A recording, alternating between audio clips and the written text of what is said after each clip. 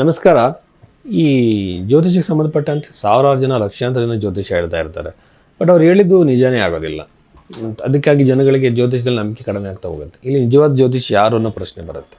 ಒಂದನೇದಾಗಿ ಬಂದು ನಿಜವಾದ ಜ್ಯೋತಿಷಿ ಅಂತಂದರೆ ನೀವು ಕೊಟ್ಟಂಥ ಬರ್ತ್ ಟೈಮ್ನ ಆತ ನಂಬಲ್ಲ.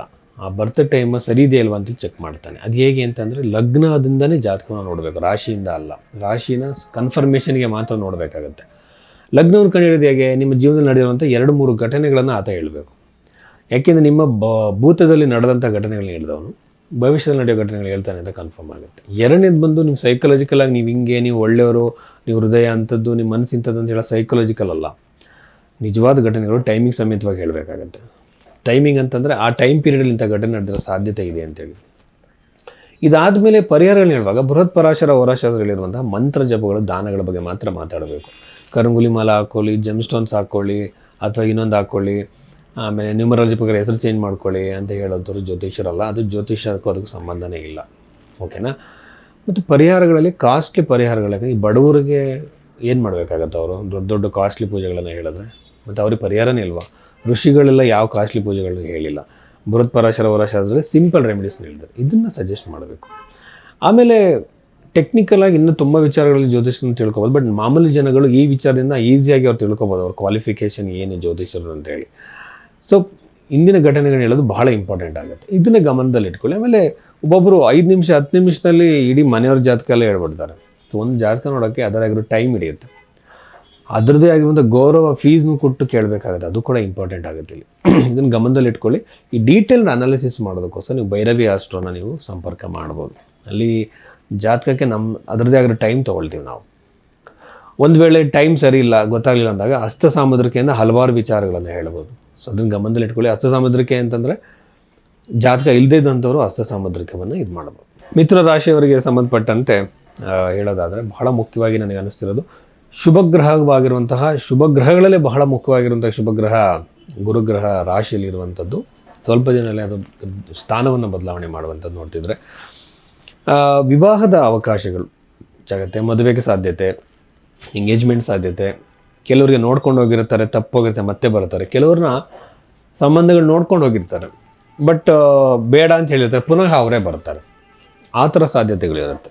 ಈ ಅವಕಾಶಗಳೆಲ್ಲ ಈ ರಾಶಿಯವ್ರಿಗಿದೆ. ಮತ್ತು 2ನೇ ಮದುವೆ ಆಗ್ತಿರೋವಂಥವ್ರಿಗೆ ಭಾಳ ಅನುಕೂಲ ಆಗುತ್ತೆ, ಒಳ್ಳೆಯ ಸಂಬಂಧಗಳು ಬರುತ್ತೆ. ಮದುವೆಯಲ್ಲಿ ಕಿರಿಕಿರಿಗಳಾಗಿ, ನೋವುಗಳಾಗಿ ದೂರ ಆಗಿದ್ದಂಥವ್ರು, ಲೀಗಲ್ ಸೆಪರೇಷನ್ ಅಲ್ಲ, ಹಾಗೇ ದೂರ ಆಗಿದ್ದಂಥವ್ರು ಕೂಡ ಹತ್ರ ಆಗುವಂತಹ ಸಾಧ್ಯತೆಗಳು ಜಾಸ್ತಿ ಇದೆ. ಆಮೇಲೆ ಈ ಒಂದು ಮಿಥುನ ರಾಶಿಯಲ್ಲಿ ಇರುವಂತಹ ಗ್ರಹಗಳನ್ನು, ಅಷ್ಟಮದಲ್ಲಿರುವಂಥ ಗ್ರಹಗಳನ್ನು ನೋಡಿದ್ರೆ ಪ್ರಾಪರ್ಟಿ ರಿಲೇಟೆಡ್ ಆಗಿ, ವೆಹಿಕಲ್ಸ್ ರಿಲೇಟೆಡ್ ಆಗಿ, ಯಾವುದೋ ಒಂದು ಪ್ರಾಡಕ್ಟ್, ಈ ಮೊಬೈಲು, ಇನ್ನೊಂದು ಗ್ಯಾಡ್ಜೆಟ್, ಆ ರಿಲೇಟೆಡ್ ಡಿಸ್ಪ್ಯೂಟ್ಗಳು, ಕಿರಿಕಿರಿಗಳು ಸಾಲ್ವ್ ಆಗೋ ಸಾಧ್ಯತೆ ಇರುತ್ತೆ. ದಶಮ ಸ್ಥಾನದಲ್ಲಿರುವಂಥ ಶನಿ ಗ್ರಹವನ್ನು ನೋಡ್ತಿದ್ರೆ ಈ ಒಂದು ನೀವು ಯಾವುದೋ ಒಂದು ಟೆಂಪ್ರವರಿ ಜಾಬ್ನ ಮಾಡ್ತಿರ್ತೀರ, ಅದು ಪರ್ಮನೆಂಟ್ ಆಗ್ಬೋದು. ಅಲ್ಲಿ ನಿಮಗೆ ಸ್ಯಾಲ್ರಿ ಹೈಕ್ ಆಗ್ಬೋದು. ಅಂದರೆ ಒಂದು ಸ್ಟೆಬಿಲಿಟಿ ಬಂದ್ಬಿಡುತ್ತೆ. ಇದನ್ನು ಶಾಶ್ವತವಾಗಿರೋ ಕೆಲಸ ಅನ್ಸೋಕ್ಕೆ ಸ್ಟಾರ್ಟ್ ಆಗುತ್ತೆ ನಿಮಗೆ. ಆ ಥರ ಆಗೋ ಸಾಧ್ಯತೆ ನಿಮ್ಮ ಮಿಥುನ ರಾಶಿಯವರಿಗಿರುತ್ತೆ. ಬಿಸ್ನೆಸ್ಸಲ್ಲಿ, ಪಾರ್ಟ್ನರ್ಶಿಪ್ಗಳಲ್ಲಿ ನಿಮಗೆ ಬಹಳ ಒಂದು ಒಳ್ಳೆಯ ಅವಕಾಶಗಳು ಸಿಗುತ್ತೆ. ಹೊಸ ಬಿಸ್ನೆಸ್ ಆಪರ್ಚುನಿಟೀಸ್ ನಿಮಗೆ ಸಿಗ್ಬೋದು. ವಿದ್ಯಾರ್ಥಿಗಳಿಗೆ ಬಹಳ ಒಳ್ಳೆಯದು. ದೂರ ಪ್ರಯಾಣ ಮತ್ತು ಶಾರ್ಟ್ ಜರ್ನಿಗಳು ಜಾಸ್ತಿಯಾಗಿ ನಿಮಗೆ ಅನವಶ್ಯಕ ಸಮಯ ವ್ಯರ್ಥ ಆಗುವಂತಹ ಸಾಧ್ಯತೆಗಳಿರುತ್ತೆ. ಆಮೇಲೆ ಇನ್ನೊಂದು ವಿಷಯ ಏನಂತಂದರೆ ಹೊಸ ವೃತ್ತಿಯಲ್ಲಿ ಎಸ್ಪೆಷಲಿ ಗೌರ್ಮೆಂಟ್ ಜಾಬಿಗೆ ಟ್ರೈ ಮಾಡ್ತಿರೋಂಥವ್ರಿಗೆ ಬಹಳ ಒಳ್ಳೆಯದು ಅಂತ ಹೇಳ್ಬೋದು. ಯಾಕಂದರೆ ಮಿಥುನ ರಾಶಿಗೆ ಬಹಳ ಒಳ್ಳೆಯ ಟೈಮೇ ನಡೀತಾ ಇದೆ. ಅಷ್ಟಮ ಭಾವದಲ್ಲಿ ಎಲ್ಲ ಗ್ರಹಗಳನ್ನು ನೋಡ್ತಾ ಇದ್ದರೆ ಅಷ್ಟಮ ಅನ್ನೋದು ಏನಿದೆ, ಸಡನ್ ರೈಸು ಸಡನ್ ಫಾಲ್ ಕೊಡುವಂಥದ್ದು. ಪಾಸಿಟಿವ್ ಗ್ರಹಗಳೇ ಇರುವಂಥದ್ದು. ಮತ್ತು ಕುಜಗ್ರಹ ಬಂದು ಎಕ್ಸಾಲ್ಟೆಡ್ ಅಂದರೆ ಉಚ್ಚ ಸ್ಥಾನದಲ್ಲಿರುವಂಥ, ನನ್ನ ಪ್ರಕಾರವಾಗಿ ಒಂದೊಂದು ಸಲ ಸಡನ್ ಗೇನ್ಸ್ನ ಅದು ಕೊಡುವಂಥ ಸಾಧ್ಯತೆ, ಲಾಭ ಕೊಡುವಂಥ ಸಾಧ್ಯತೆ, ಕೊಟ್ಟಿರೋ ಹಣ ಸಡನ್ನಾಗಿ ವಾಪಸ್ ಬರೋ ಸಾಧ್ಯತೆ ಇರುತ್ತೆ. ಮತ್ತು ಸಾಲ ಬಾಧೆ ಏನು, ಸಾಲದ ಸಮಸ್ಯೆ ಏನಿದೆ, ಇದರಿಂದಲೂ ಕೂಡ ನೀವು ಹೊರಗಡೆ ಬರುವಂತಹ ಎಷ್ಟೋ ಸಾಧ್ಯತೆಗಳು, ಅವಕಾಶಗಳು, ವಾತಾವರಣಗಳು ನಿಮಗೆ ಕ್ರಿಯೇಟ್ ಆಗುತ್ತೆ. ಆಮೇಲೆ ನವಭಾವನ ನಾನು ನೋಡ್ತಾ ಇದ್ದರೆ ತಂದೆಯ ಆರೋಗ್ಯದಲ್ಲಿ ಸಮಸ್ಯೆಗಳು ಕಾಣಿಸ್ಕೊಳ್ಬೋದು. ಬಟ್ ಅದನ್ನು ಹೊರತುಪಡಿಸಿ ಬೇರೆ ವಿಚಾರಗಳನ್ನು ನೋಡೋದಾದರೆ ಒಂದೊಂದು ಸಲ ನಿಮ್ಮ ಕುಟುಂಬ ಅಲ್ಲದೆ ಹೊರಗಡೆ ವ್ಯಕ್ತಿಗಳಿಂದ ನಿಮಗೆ ಧನ ಸಹಾಯ, ಬಿಸ್ನೆಸ್ಸಲ್ಲಿ ಒಂದು ಐಡಿಯಾ ಇದೆಲ್ಲ ಬರೋ ಸಾಧ್ಯತೆಗಳು ನಿಮಗೆ ಅತಿ ಹೆಚ್ಚಾಗಿದೆ ಅಂತ ಹೇಳ್ಬೋದು. ಸೊ ಇಷ್ಟೆಲ್ಲ ವಿಚಾರಗಳು ಮಿಥುನ ರಾಶಿಗೆ ಸಂಬಂಧಪಟ್ಟಿದೆ. ಮಿಥುನ ರಾಶಿಯವರು ನನ್ನ ಒಂದು ಕ್ಯಾಲ್ಕುಲೇಷನ್ ಪ್ರಕಾರ ಬಹಳ ಶಾರ್ಪ್ ಆಗಿರ್ತಾರೆ.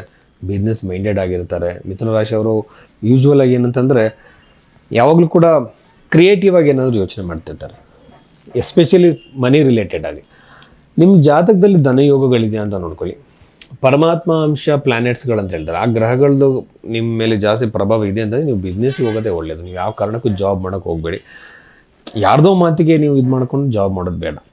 ಸೊ ಇಷ್ಟು ವಿಚಾರಗಳನ್ನು ಮಿಥುನ ರಾಶಿಯವರಿಗೆ.